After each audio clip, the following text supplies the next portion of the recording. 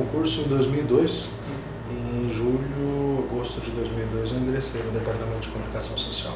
Eu fiz o concurso originalmente para a disciplina de jornalismo radiofônico, 1 e 2. E depois eu fiz um novo concurso em 2013, quando eu fiz o concurso de efetivação para a disciplina de jornalismo digital. Por isso que eu trabalho com essas duas disciplinas hoje na graduação. O professor Antônio Magnoni, Dino, professora Célia Hertz, professor Fábio Negrão, professora Ana Silvia, professor Thiers, professor Williams, professor Ricardo Nicola. Creio que da velha guarda só esses remanescem, que já estavam aqui quando eu cheguei. Agora, pelo menos uns 10, 15 se foram nesse período. Eu, particularmente, eu tinha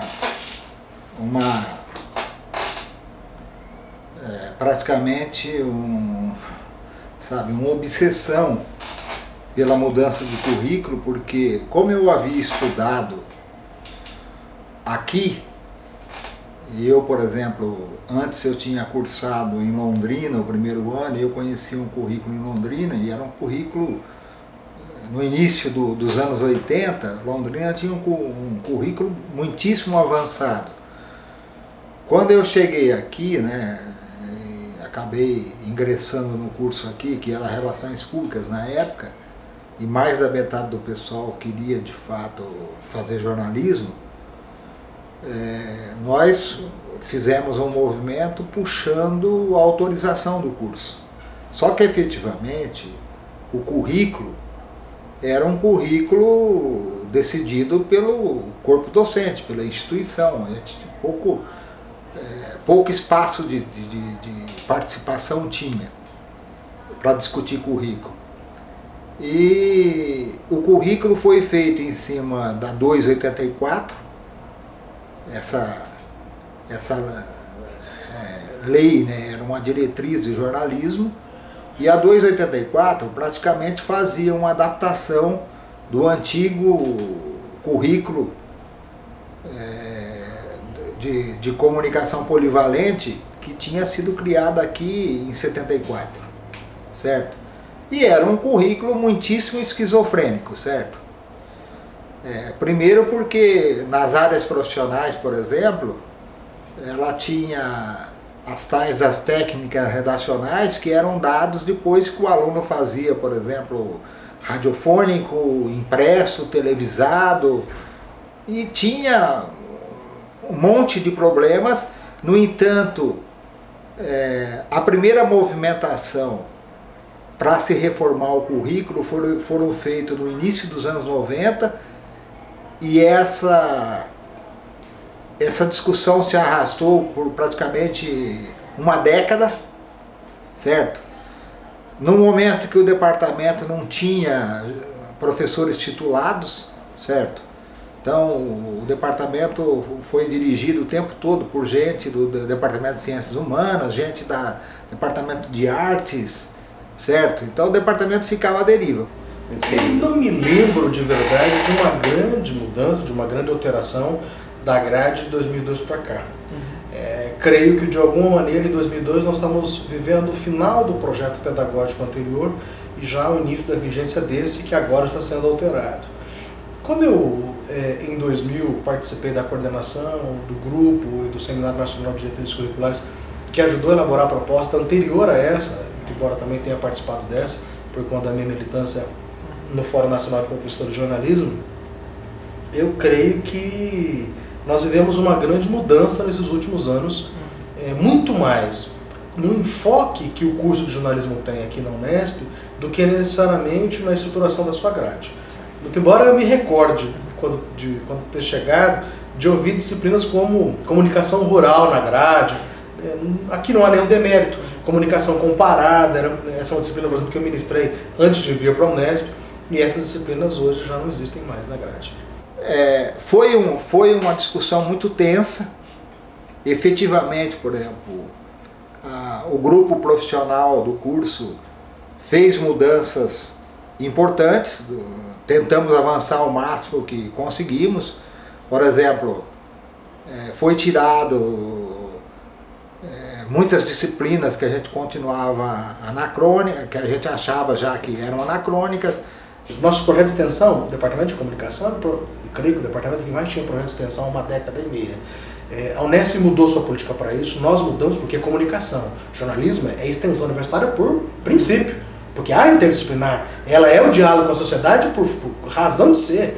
O jornalismo é isso, né?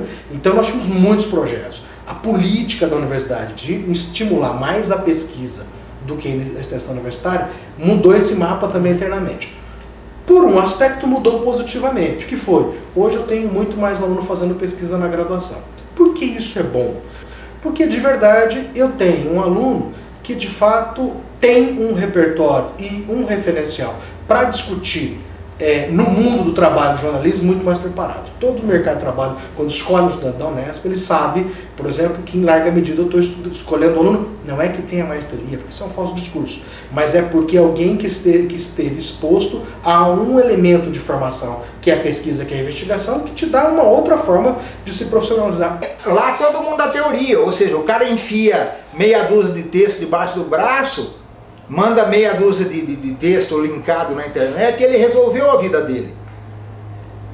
Então a carreira lá é prioritária, certo?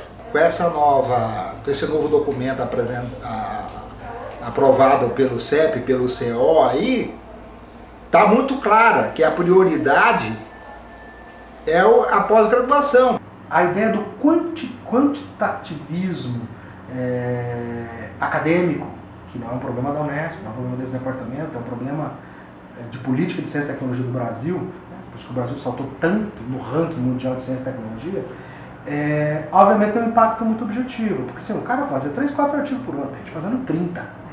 Se o cara produzir 30 artigos por ano, bom, ele vai sacrificar N finais de semana, férias, etc, etc. Então eu acho que isso tem impacto na vida, porque as pessoas seguem tendo as necessidades fundamentais. Eu acho que tem um ganho, por um lado, um crescimento vertiginoso, mas por outro eu temo muito, e temo que as novas gerações estão sendo preparadas, desde a iniciação científica, os mestrandos, os doutorandos, já estão com essa consciência, o que leva a uma conduta cada vez mais individual, o que leva a focar em áreas de investigação e de pesquisa de alto impacto e de moda, de resultado imediato.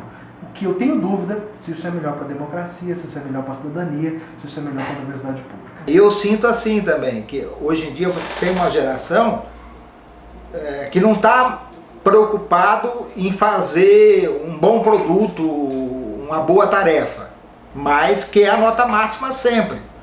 Porque aí percebeu, certo, que é importante você ter os rankings altos, né, de desempenho nas disciplinas, porque isso assegura intercâmbio, sabe? Então o pessoal está muito mais preocupado com a possibilidade de fazer intercâmbio do que propriamente dito com a qualidade da formação, certo? Você tem uma relação muito pragmática e um pouco da cabeça de cursinho, né?